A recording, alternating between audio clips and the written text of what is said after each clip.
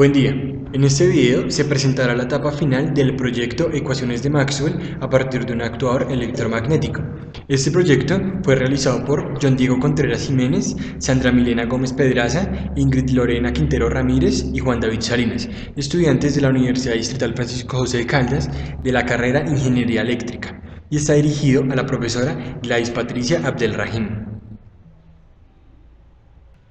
El objetivo general de este proyecto es diseñar y construir un actuador electromagnético que permita evidenciar algunas de las ecuaciones de Maxwell y determinar un posible uso del dispositivo.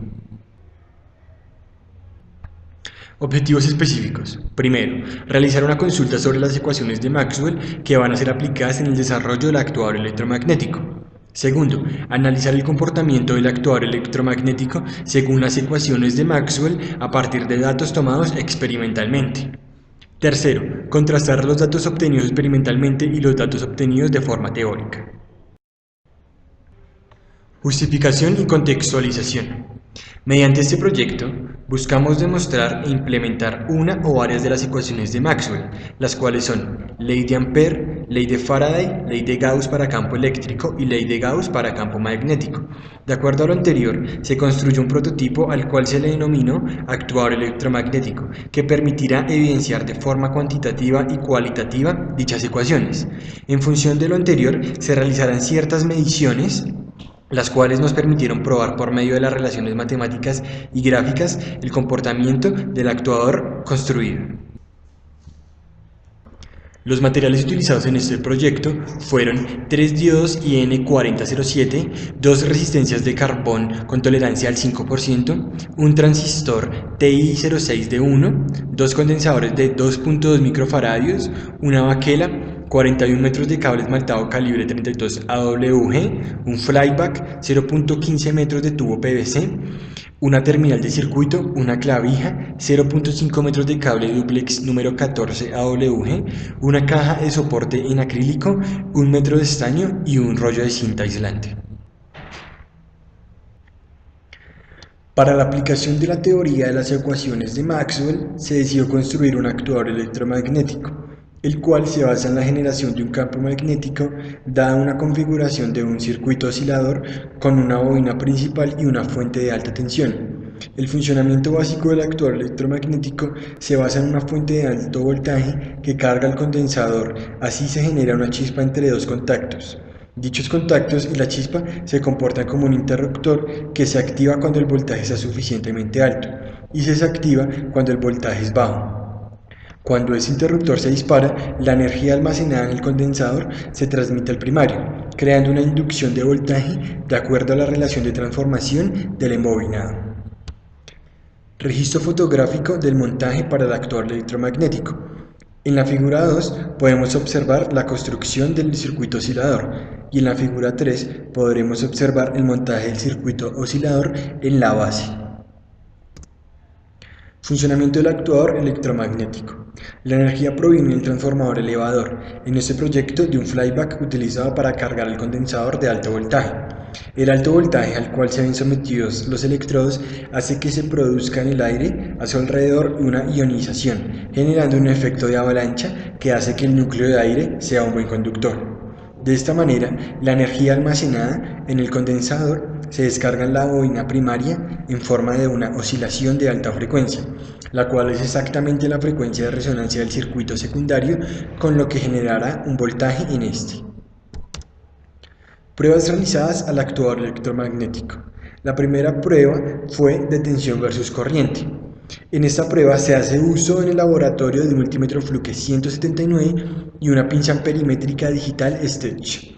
A partir de las pruebas realizadas, se registrarán datos de tensión de entrada y corriente que se interpretó como la corriente encerrada en el actuador, observando que para valores menores a 75 voltios se produce un corte de generación de campo electromagnético en el actuador. Prueba de resistencia y conductividad. Con base en los datos obtenidos en el laboratorio, se registraron las siguientes relaciones teórico-prácticas para la resistencia del embobinado principal. La resistividad del cobre es 1.72 por 10 a la menos 8 ohmios sobre metro. La longitud del embobinado principal es de 41 metros. El área del conductor sabemos que es A igual a pi por 1.0095 por 10 a la menos 4 todo al cuadrado, y esto nos va a dar igual a 3.2 por 10 a la menos 8. La ecuación de la resistencia es la resistividad por la longitud sobre el área. Esto nos da 1.72 por 10 a la menos 8 por 41 sobre 3.2 por 10 a la menos 8, y esto nos va a dar igual a 22.03 ohmios. A partir del valor de la resistencia encontrada, podemos encontrar el valor de la conductividad, donde sabemos que va a ser el inverso, 1 sobre R, y esto nos va a dar igual a 0.0457 Siemens. La tercera prueba es la prueba de resonancia del oscilador. Se realizó la prueba de frecuencia de resonancia al circuito oscilador de la ilustración para determinar los cambios en las magnitudes de frecuencia a la entrada del circuito y evidenciar la rectificación del voltaje de salida. Esta prueba fue realizada a través del osciloscopio Rigol, como se muestra en las figuras. En la figura 6 es la prueba de tensión y frecuencia de entrada. La tensión de entrada serán los 120 voltios nominales de la red y frecuencia de entrada los 60 Hz. En la figura 7 observamos la señal de la frecuencia de salida. Prueba de fiabilidad. Para esta prueba se dejó en continuo funcionamiento el actuador electromagnético durante un tiempo de aproximadamente 45 minutos, garantizando el correcto funcionamiento en términos de seguridad. Modelamiento matemático.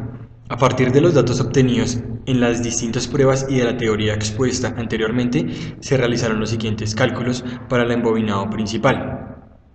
El número de espiras teóricas va a ser igual a 0.14 metros sobre 0.00024 metros para un total de 583 vueltas.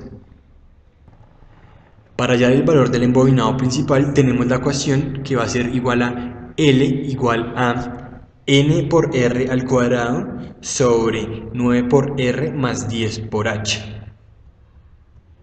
donde N es el número de vueltas, H es la altura del bobinado, R es el radio medio de la bobina y L es la inductancia del secundario.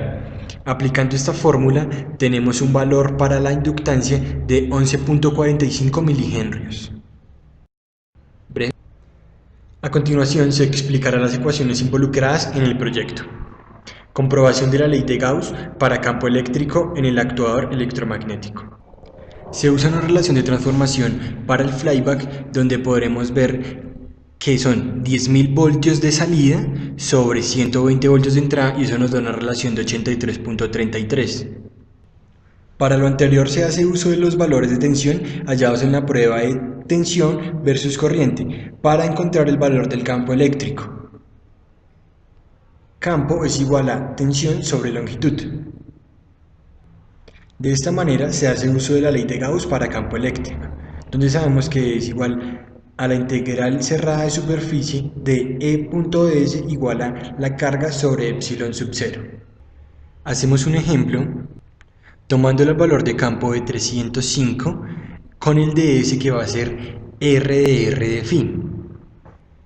Al integrar y evaluar da un resultado de 0.1379. Para el otro lado de la igualdad sabemos que es carga sobre epsilon sub 0. Como tenemos los valores de corriente en las tablas anteriores, este valor lo multiplicamos por el tiempo de muestreo de la prueba para hallar la carga. Esto lo dividimos entre epsilon sub 0, que va a ser 10 a la menos 9 sobre 36 pi. Este lado de la igualdad nos da 0.1379 y así demostramos la ley de Gauss. A continuación se exponen los valores y operaciones necesarias para hallar el valor del campo eléctrico en la siguiente tabla, donde tenemos la relación de transformación, la tensión del actuador, corriente del actuador, la longitud y el campo. Ley de Ampère. Para el cálculo de la ley de Ampère se realizaron los siguientes cálculos, donde sabemos que va a ser la integral de intensidad de campo magnético por el de L igual a la corriente encerrada. Haciendo esto nos va a dar a intensidad de campo magnético factor de 2pi por R igual a la corriente encerrada.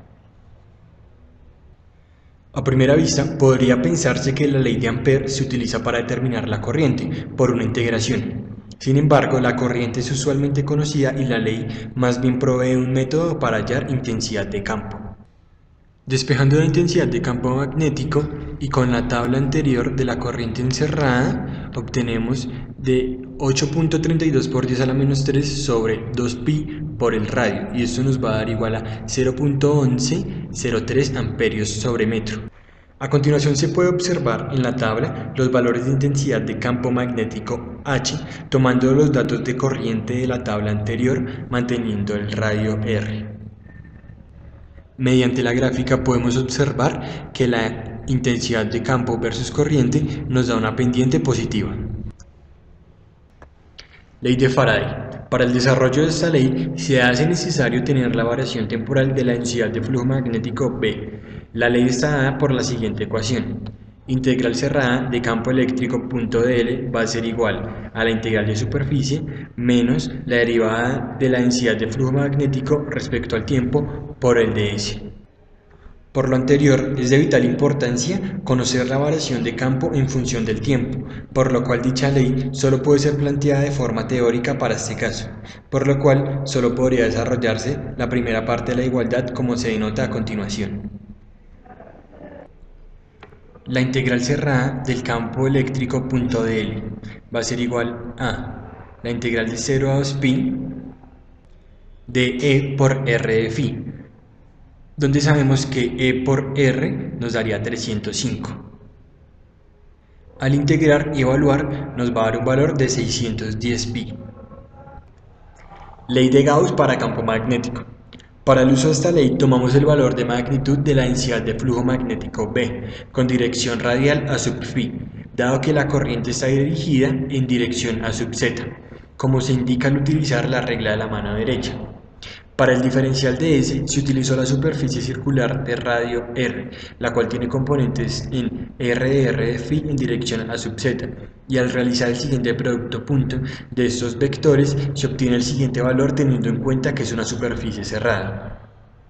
La integral de superficie cerrada de B.ds igual a 0, donde obtenemos B.ds igual a B en dirección a sub phi por R de R de phi en dirección a sub z igual a 0. Con el anterior resultado puede indicarse que el resultado de la integral en la superficie cerrada es 0, corroborando de este modo la no existencia de monopolos magnéticos.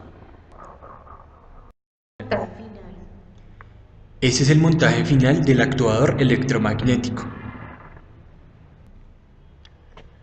Conclusiones. Mediante este proyecto final, pudimos estudiar las ecuaciones de Maxwell aplicadas a un actuador electromagnético, además de verificar específicamente la ecuación de Gauss para campo eléctrico. En las pruebas finales realizadas, el prototipo se evidencia que para los valores menores a 75 voltios,